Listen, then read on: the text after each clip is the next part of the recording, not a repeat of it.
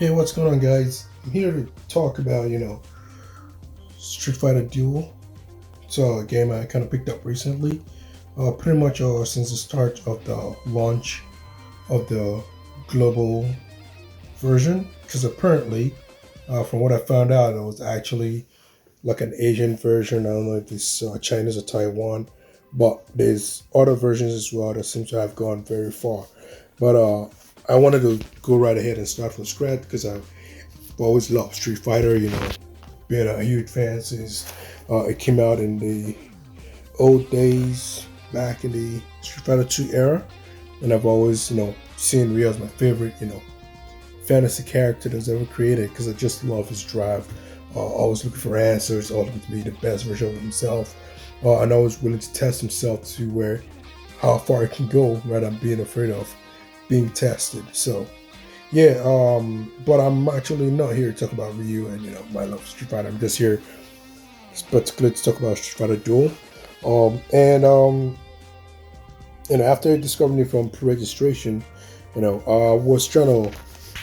My aim was to go about it from the free to play angle.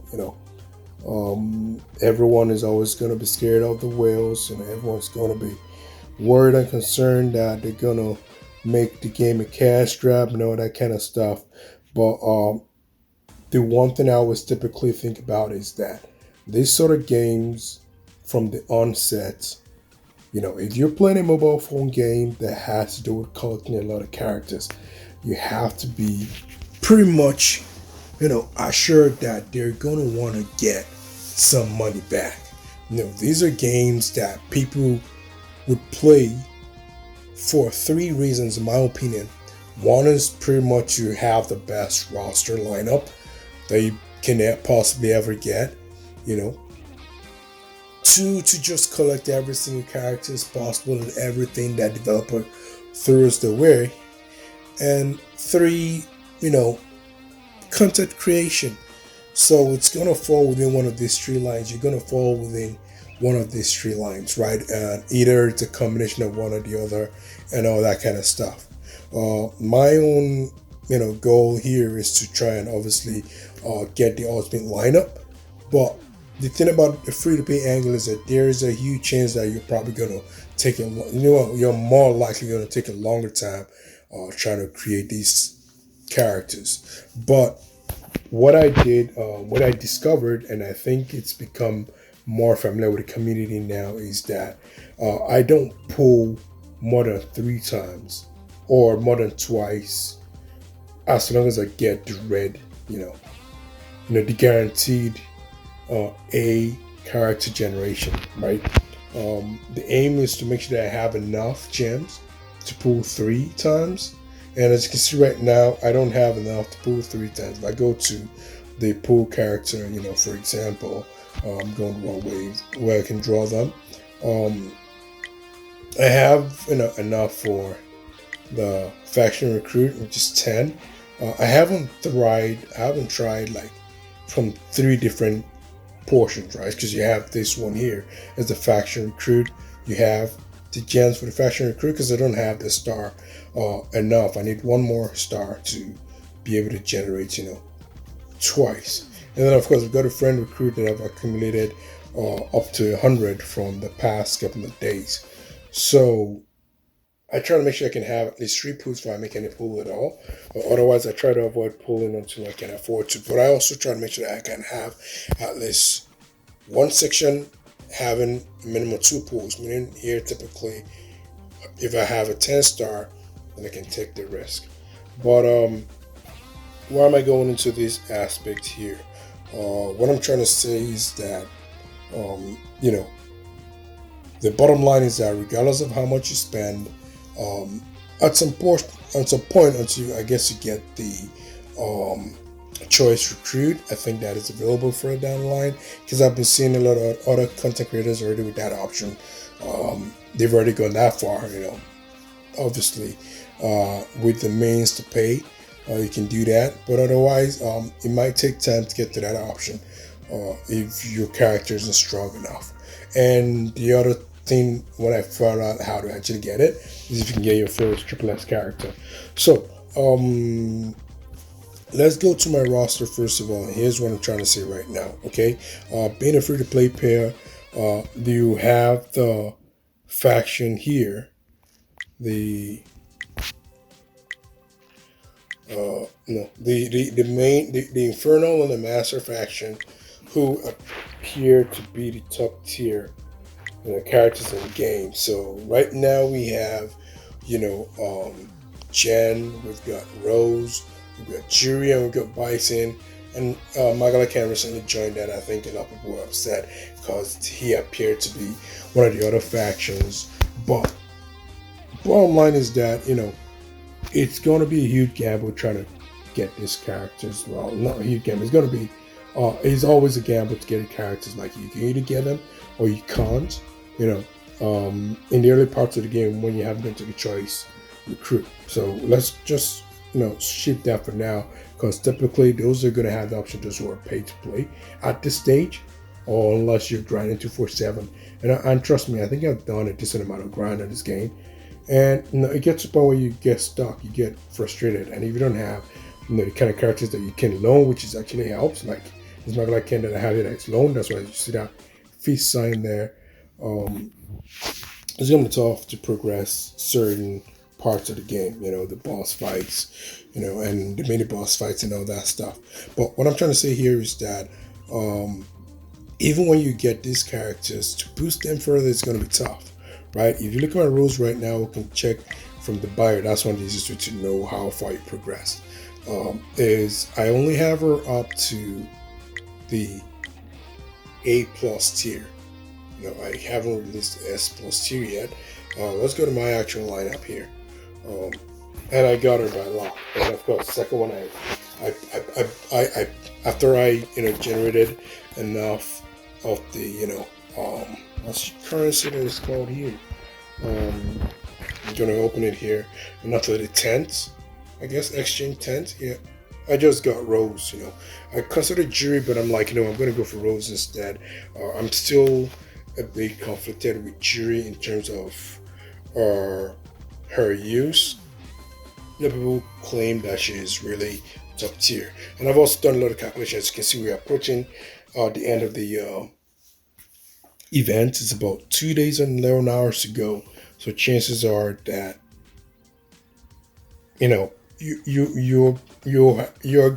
you're guaranteed at least 100. I think at least definitely 50 plus of the tents, and chances are that if you're free to play, you can only draw these guys once. It looks like, there's a maximum 4 limit. That's 40. That's how they put a hold on the pay to win players. Right? Kind of make it a bit fair, so it's not too unfair on us. But you got to pay the ball, so I'm not gonna be, like I said, if they're going to pay, that's all good, it's all cool. But going back to what I'm trying to say here is that you have to focus as a free-to-play player on the characters that you can actually max out, like the ones that are either in the Flame faction, the Thunder faction, or the Wind faction. So right now, obviously, my favorite is, with Ryu being in the Thunder faction. That's not very surprise. That's my favorite faction here, and actually maxed Ryu to S+. Then I used them to push my Mad Ryu over to SS right now. And of course, it's a free-to-play player. But if you look at the roster right now, for example, on Awaken, Mad Ryu, for example, the only person that I can actually deal with is Elena. Elena is a very, very important player in my cause, so that's not going to happen. That means I'm going to have to go right ahead and proceed with using these characters, and then I'm going to talk about my strategy as to how I go around who to actually combine whenever I have an option, like for example the Dan or Sakura, right? So I'm going to tell you how I go about mine. It's not exactly some major rocket science or anything, but it's just an idea for you to you know, bear in mind whenever you want to maybe possibly do yours. So those are stuff I'm going to talk about hopefully in another video. But what I'm just trying to say here is this, I'm here to play the game, enjoy, it as a free to play player. And the first thing I tell myself is that I'm just trying to gather rosters that I know I can work with and upgrade in a timely fashion, right? I'm not gonna be worried if I can get Magala Ken now, right? Because the truth of the matter is that there's some of these non-inferno, non-master characters, that are pretty much good, and you can occasionally have the luck of landing some of these inferno ones like I have, or the master characters. So if you look at my roster overall right now as a future player, this is what I've got. It's not really bad at all, if we took it's I've got like Madry on SS, I've got Elena on S plus, and I've got Gal. I could even put him in SS right now, but I'm not gonna. I'm gonna obviously sacrifice, Yang when I'm ready. But I'm still hopeful that I can get Chun-Li, because once I get Chun-Li, I can mad rush some of the wind faction characters that I have and just put it forward. Because I use Chun-Li more in my lineup currently, and I'm just waiting for a second one. It's like the game knows that I like her, and they've decided not to give me a duplicate. Like ever since I started playing it, it's nuts. But yeah, if you want to go right ahead and pick the game up, it's fun. You have to understand there's an RPG element to it. You're not gonna be in control of most of the combos. You can take charge in some of them, but honestly, when you take charge, it's more or less about timing and being able to mix up the direction of the combo chain, rather than the fact that you're just trying to like make it feel more like you're in control. And but the reason why I actually feel good about this game is that as much as the whales can go right ahead and spend as much on like the diamonds and stuff, is the tiers for the Magala Ken that are sort of like giving the pay to win players a bit of an edge. But honestly, if they're paying the money for it, like I think they deserve something that kind of makes them feel a little bit more special, other than having characters early in a top tier. That's just my opinion. Like I said, if you have the realistic expectation, you're gonna enjoy the game more. And the fact that you don't have to collect shot from the beginning. It's a shuffle kind of system. When you pull, for example, let's look at myself as a free to play, and we have maybe someone that's paid to win. I could pull like 10. I can make 10 pulls from maybe 7 gems over the course of a couple of days, and maybe have like A plus, maybe like Gal, for example. They could pull, like hundreds, right? And end up having maybe like an A plus Gal, an A plus Chun-Li, and some other options. Well, maybe both of us are only looking to max out our Gals, right? And he only got A plus. With the fact that he can mix it up with other factions might give it a bit of an advantage. But if, for example, he's trying to work with Inferno characters, he's still kind of stuck like us. If we, for example, got like an A plus, Rose, for example, and they got an A plus Rose as well, even if the rest of the characters that they're pulling are like from other factions, they can't max out Rose beyond A plus. Where the advantage comes in is that they can progress as quickly as possible, release the other modes that can actually enable them to start to get shards, or what they call the choice, is it choice generation or choice faction or choice recruit? Yeah, I know he has whatever recruit, whatever in there, because they're all forms of recruiting. So that's basically what I wanted to talk about so far.